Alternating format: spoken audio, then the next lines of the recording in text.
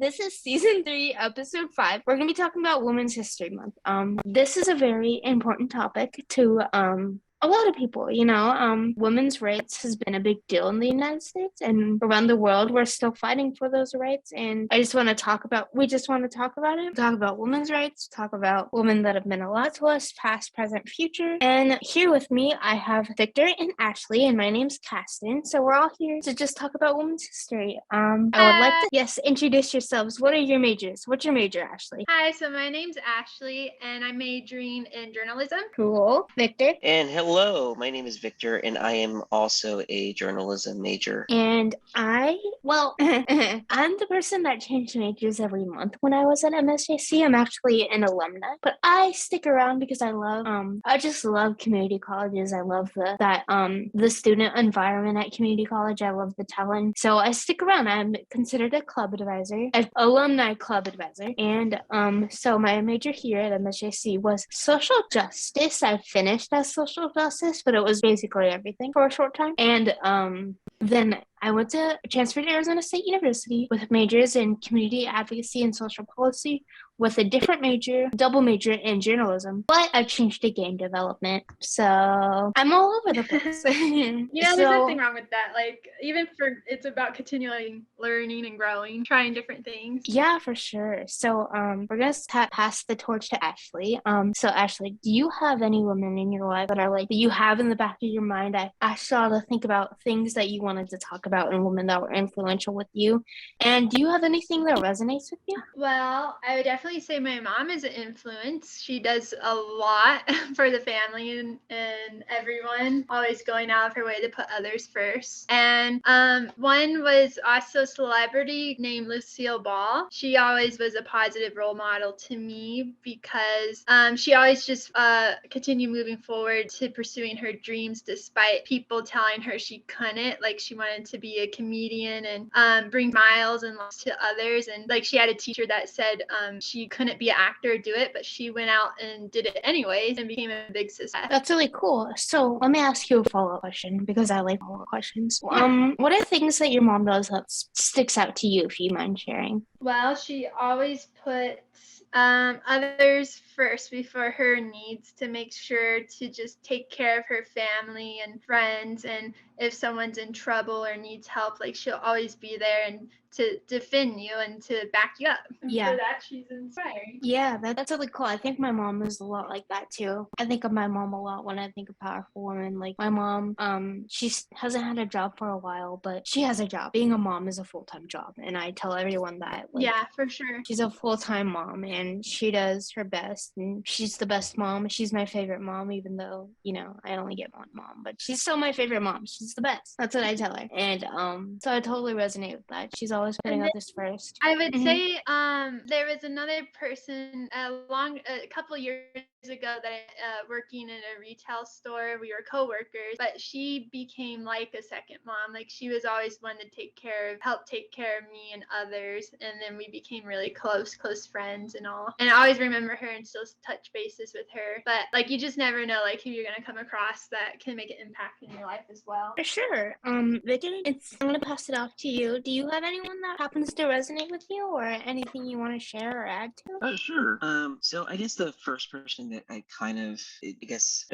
would first pop into my mind would be Michelle Obama. I admire how, in spite of her, I admire in spite of her socioeconomic status while growing up, she was from a very poor family. Still rose to become a lawyer. In spite of the fact that her teachers, I read her book.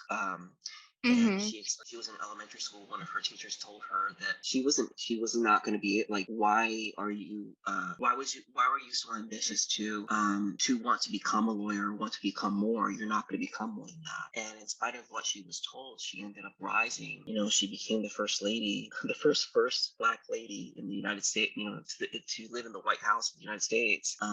She's an author. She's a huge children's advocate. She's a healthcare administrator. and kind of echoing what you guys were saying earlier, where or where Cass, what you were saying earlier, where you're bouncing around with majors trying to find your place and your niche in the world. Michelle Obama, actually, she was a lawyer first, decided that she hated being a lawyer and became a healthcare administrator instead. So, so she found her passion that way, like, through trial and error that way. And then I would also be remiss as well if I didn't mention my own mother. She was my first female figure that that I knew. She took care of me. My mother was a teenage mother, and she was given the option to either terminate her pregnancy or have her baby. And she chose to have her baby. She took the responsibility in doing that, and she raised me. And myself and my sister worked really hard. And she ran a household similarly to your mom's. She ran a household. And I can't. I will never know what it's like to be a mother. But I've seen the sacrifices that, good mothers have made. They work really hard. It's not easy running a household, unfortunately being tasked with consistently being the one that's cooking, even though there's like, males do that these days too. But I don't know, for whatever reason, we continue to kind of put a lot of pressure on women, especially mothers. They're tasked with having to take care of their children, tasked with having to run the household, tasked with having a job. In juggling all those balls, it's just not. I mean, it can't possibly be easy. And I just kudos to all the females out there that have had to perform those jobs, and trying to balance everything that they have on their plate, because it's not an easy job. Yeah. That was wonderfully said, Victor. Thank you for that. And your mom seems Yeah, like it a was. very awesome woman. For me, Amanda, I've been trying for almost all week to think about women that really resonate with me, and honestly, the list is genuinely endless. I've been so blessed to be able to have so many powerful women in my life, and I don't think I would be standing here if there wasn't for them. But of course, my mom is number one, but I think there's other women in my life like that have come and gone, and that even for short times still meant a lot to me. Like, for example, my grandma. My grandma died when I was 9 years old, but she was like, her and I were like very close. We spent every day all day together. She was like my second mom, and it was really hard. And I don't remember much of her, to be honest, so I can't sit here and preach about her, but I know I loved her, and I know that stays with me. And when I think of women that I loved and that I cherished and that I really had the honor of knowing, I think of her, even though I only had her for 9 years of my life. I can't really start off by saying anything by talking about her in my heart. And I know I don't remember her, but that's just how I feel. But when my grandma died, story time, I had to go to some counseling at school. And I had a mentor who was one of the school counselors, and she was just the most amazing woman outside of my family I have ever met in my life. Like, she was just always there for me. If I needed to get out of class, even though it was elementary school, um, I would go to her classroom and just tell her, "Hey, I need a break right now. I don't know why." And she would just be like, "All right, let's talk. Let's listen to music. Let's just talk about our dogs." Um, I think looking back at our relationship and how she was, she really still to this day influences me. Um, as some of you know, my brother died in the 5th grade 3 years later, and she was there for me through the beginning of that. The day he passed away, she was there to comfort me, and that was when we lost contact. But because I had to go to a different school, long story. And point is, she was just so supportive and endlessly loving to me, despite my crazy life and childhood that had some really hard hardships. She was always someone I could always be like, "Hey, I just need someone right now, and I don't know why, but I need somebody." And I don't really know where she went, but I know I loved her so much, and that's really the most influential person I know. Sorry, I went on a rant, but that's kind of my spiel. It's Oh, no, okay. Sounds yeah, no, amazing. yeah, it does sound amazing. I mean, I know that, like even with my grandmother, like my grandmother is no longer with us either, and a lot of stuff like now that I'm like, I guess old enough to kind of like think about things, like you think about those hugs, those conversations, or even things that they said, um, you're just kind of like, wow, like I didn't realize like what that meant at the time. Like, it meant something different, but now that you're like, now like now that I'm like older, like I reflect upon those memories and I'm like, oh, this is what you were trying to tell me, or this is what you meant by that. Or even having those really deep conversations, like what you were saying, Caston, like that your grandmother was there for you for those for those really critical moments. And I think when I think about my critical moments or those deep conversations with my own grandmother, like I'm just like, wow, like I understood the answers and the comfort to be something different back then. But now that I'm older, I'm just I again I kind of reflect on it and I'm just kind of like, wow, like like I don't know, I guess it just means it has a little bit of a different, it has evolved into a little bit of a different meaning for me. Right, I know what you mean. Yeah, because I can better understand, like, oh, that's what you mean. So yeah, and I guess it's because I've now experienced those things that maybe she was trying to explain to me. So you get to better understand it because like you literally like, oh, like wow, okay, got it. Right, and I think for me, like becoming an aunt, for example, I have a 3-year-old niece, and being an aunt has really changed my perspective on how to care for others and how others care about me. Like I can see from the being the older aunt to the little girl that is the most wonderful thing in the universe. Um, you know, I can see when she's crying, I'm also there to support her if she needs to cry and she doesn't want to tell me why. I'll sit with her, and I think as we get older, we start to appreciate as we care for others, those people. And even if we don't see it in that moment, those people will always resonate with us the more we care for others. You know what I mean? Absolutely. True. Yes. Yes. For sure. And also Michelle Obama is just amazing. Like I've listened to her podcast, talked about her childhood, and she is just an amazing woman. Like, yeah, I can't put it any other way. She's just amazing, on fire, awesome, beautiful, all the good things. Yeah. Yeah. So positive. So positive. I just thought of two other ladies, Okay. and Ruth Bader Ginsburg, Yes. and Sonia Sotomayor, um, two female justices one of the first female justices. I think the first one was Sandra Day O'Connor, until I think it was Ruth that came into the picture. And then I think it was Elena Elena something. I can't remember her last name. Oops.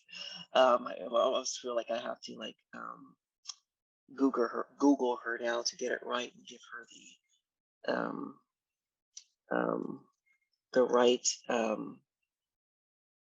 what's it called, the Pronunciation? yes. Yeah, you'll have to But tell yeah, us later and we'll put it in the description. But yeah, yeah, I think yeah. No, justices. Go ahead. I was just remembering the female justices that have been able to serve on the Supreme Court. Even just thinking back to what Ruth Bader Ginsburg did. She was a lawyer. Well, she went to school to be a lawyer. She had a sick husband at the time. Um, she did his homework and she did her own homework. And on top of that, she took Oh care of wow. a child at home. Yeah, because her Mm-hmm. husband at the time, he was diagnosed with cancer, and Mm-hmm. she ended up in order for him to keep up, she had to go to his classes. From what I understand, I think it was she had to go to his classes, and she had to take notes and like type up his papers while he, like he basically told her what she needed to write and stuff. But she helped him a lot through law school. And then she was just, she was really tough on, fighting for what she believed in, and that basically led her to the biggest, the highest court of the land, for what she did. Right. There was Sonia Sotomayor. She came from a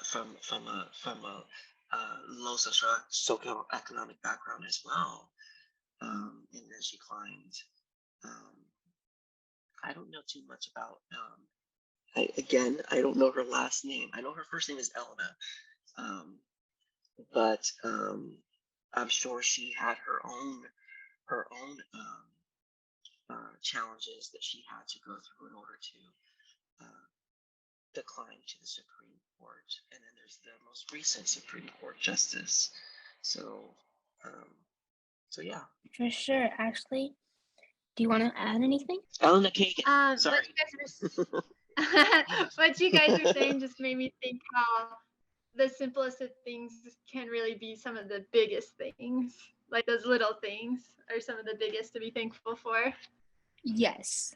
And there was someone else that did pop in my mind when you were talking. If you heard of them, their name is Helen Keller, and she was an American disability rights advocate back in the 1880s. And there's a movie called The Miracle Worker, and she helped this one child that was one of like the first deaf and blind children that kind of society, and back then they didn't know how to work with, and she didn't give up on finding ways to get her in the world and communicating with others. So like her story was always interesting to me too. Mm-hmm.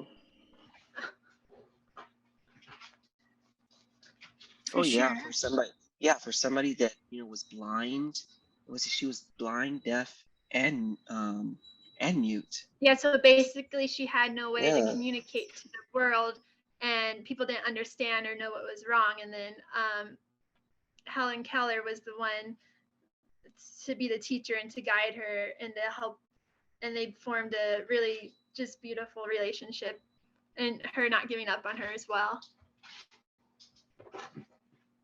I love that. Someone else I think of, she's a musician. Do y'all know about Janice Joplin? Oh, Janice Joplin? Yeah. Yeah, she was only a musician for not even 10 years, but she was so rebellious and so in her own style, and she was inspired by the blues and rock and roll.